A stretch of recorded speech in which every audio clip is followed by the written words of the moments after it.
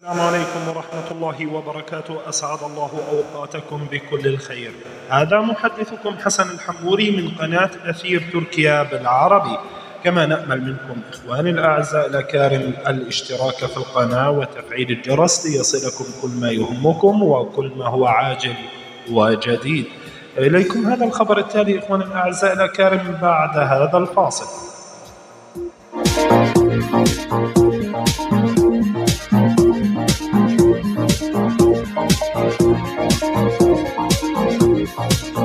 الخبر التالي هو إخواني الأعزاء الأكارم: تم ضبط 17 مهاجرا سوريا لا يحملون الكملك في أحد المنازل بمنطقة صاحبيتا في ولاية قونيا، وإحالتهم إلى مديرية دائرة الهجرة تمهيدا إلى ترحيلهم. كما تم اعتقال صاحب المنزل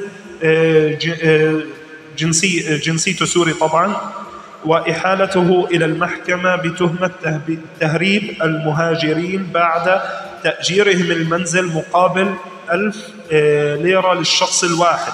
يعني مع الأسف اللي مأجرهم واحد سوري، المؤسف بالأمر أنه عم ياخذ على كل واحد 1000 ليرة، يعني ما يعادل عم يأجر البيت ب17,000 ليرة تركي.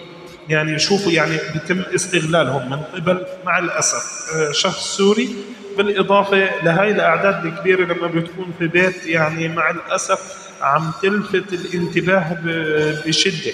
طبعا هذا عبر صحيفة مليات التركية. إخواني الأعزاء، أنا محدثكم حسن الحموري، أترككم في رعاية الله وحفظه، والسلام عليكم ورحمة الله.